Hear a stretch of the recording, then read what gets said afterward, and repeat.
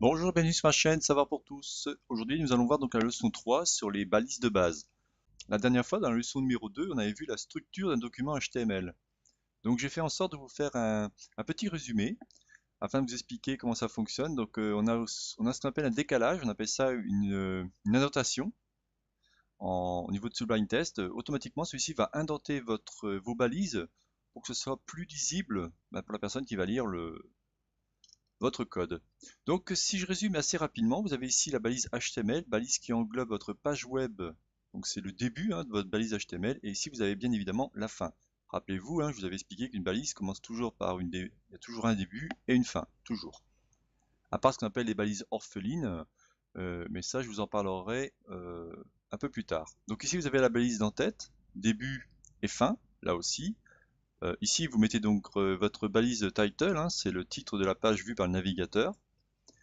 Le corps de votre page web, donc on appelle ça le body. Donc vous voyez, on a donc un titre H1, un autre titre H2, un paragraphe P pour bonjour, enfin P pardon qui englobe bonjour tout le monde, qui comprend une balise en gras, un saut de ligne. Ici, on va souligner monde et ainsi de suite. Rien de nouveau pour vous. Cependant, on va voir maintenant la balise commentaire. Alors, commentaire, il faudra faire un chevron ouvrant, point d'exclamation, tiré, tiré, et vous mettez votre blabla dedans, et ceci sera grisé et non vu lors de l'interprétation du navigateur. En fin de compte, c'est vraiment un commentaire propre à vous. C'est-à-dire, si vous faites, celui-ci ne sera pas affiché lorsque votre navigateur voudra regarder votre page web. Il n'y a aucun souci à ce niveau-là. On verra aussi d'autres d'autres balises comme bloc cote permet de créer une petite marge à gauche. Bon, si vous voulez faire une petite explication. HR barre horizontale séparant la page, assez intéressant. Prêt, en fin de compte, c'est que vous avez, admettons, du code, vous voulez absolument pas toucher à la mise en forme, vous mettez ça entre deux balises près, et automatiquement votre code sera à l'identique du copier-coller que vous aurez fait. Nous verrons bien sûr plein d'autres balises, mais j'ai fait en sorte de les séparer par thème pour éviter de vous embrouiller l'esprit. Là aussi, pour les plus curieux, vous pouvez aller voir le site suivant, où j'ai noté ici.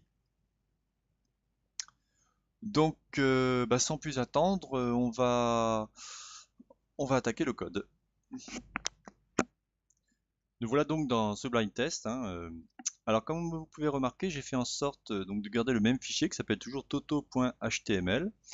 J'ai fait en sorte aussi de modifier mes balises afin qu'elles soient en minuscules. La dernière fois, si vous vous souvenez, je vous avais dit vos balises, soit elles sont toutes en majuscules, soit toutes en minuscules, afin d'avoir une cohérence. Donc, dans les différentes balises qu'on a vues ensemble, bon là je ne vais pas vous évoquer puisqu'on a vu ça ensemble, rappelez-vous.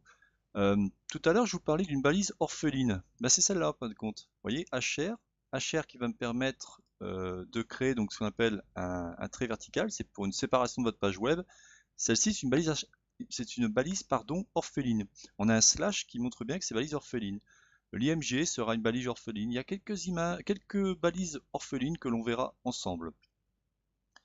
Donc pour ceux qui ont vu ma leçon numéro 2, il y a comment dire, il y a quelques balises que vous ne connaissez pas. Par exemple, ici vous avez sub qui va permettre de créer un exposant.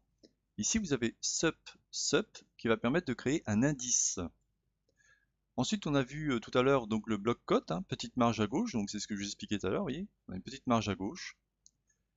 Donc là, je vais faire de suite on va faire un commentaire. Comme ça, je vais vous montrer comment ça fonctionne. Donc vous faites chevron ouvrant, point d'exclamation, tiré, tiré, et mettez par exemple ceci est un commentaire. Et comme je vous disais, ce que je vais taper ne sera pas vu dans ma page web. Donc là, si je fais, et pour finir, on fait tirer, tirer, chevron fermant. Vous voyez, donc il a été grisé, ça montre bien que c'est un commentaire. Ici, je fais touche S, pomme S, pardon, pour sauvegarder un Sublime Test. Alors, je pense que vous, peut-être sur Windows, c'est CTRL S, mais j'en suis pas sûr. Et sur mon Mac, pour recharger ma page, je fais pomme R. Donc, vous voyez, ici, on ne voit pas les commentaires. Par contre, si je fais ici afficher le code source, on verra bien évidemment le commentaire. Vous pouvez le voir ici, ceci est un commentaire, et ici on a aussi le commentaire. Voilà, ça c'était important, c'était vraiment important de vous expliquer ça, parce que les commentaires, vous allez sûrement vous en servir. Alors, il ne faut pas en abuser, mais c'est important pour bien identifier votre code, parce que pour l'instant il n'y a rien, bien évidemment, mais plus vous allez apprendre la programmation web, plus vous allez faire des choses.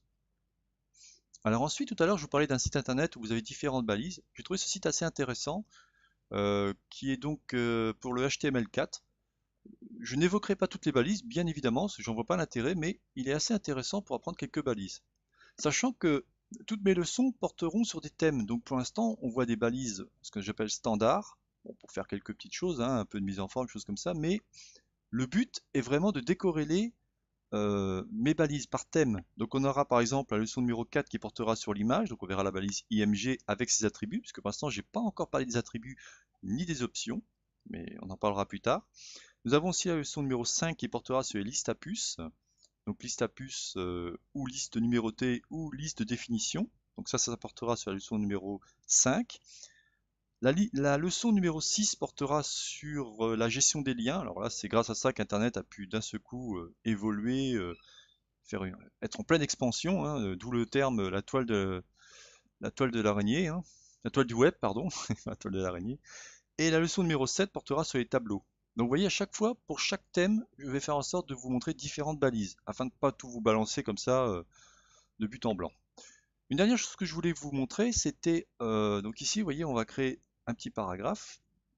Rappelez-vous, hein, sur ce blind test, et je le refais, j'ouvre mon chevron, je tape juste P et automatiquement il me dit tiens, j'ai le tag P. Donc vous appuyez sur la touche Entrée et ça permet de faire balise ouvrante, balise fermante.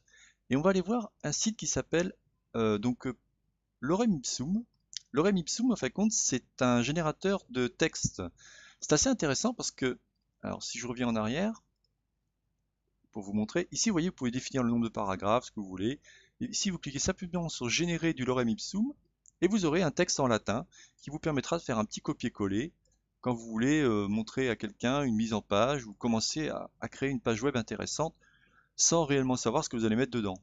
C'est un peu comme des images. Là aussi, on verra un site qui s'appelle Lorem Pixel, mais ça sera dans la prochaine leçon qui portera sur la leçon numéro 4.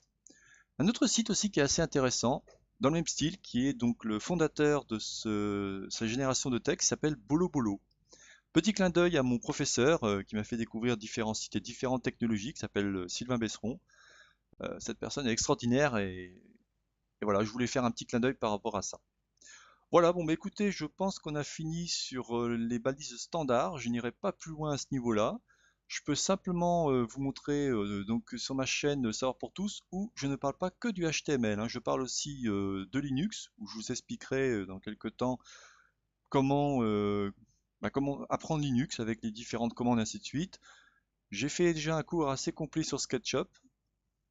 Vous avez aussi quelques astuces sur le logiciel Blender et plein d'autres vidéos qui viendront au fur et à mesure. Voilà, bon bah écoutez, donc c'était Savoir pour tous, rédigé par Jean-Michel. Je vous souhaite une bonne journée. Bye bye.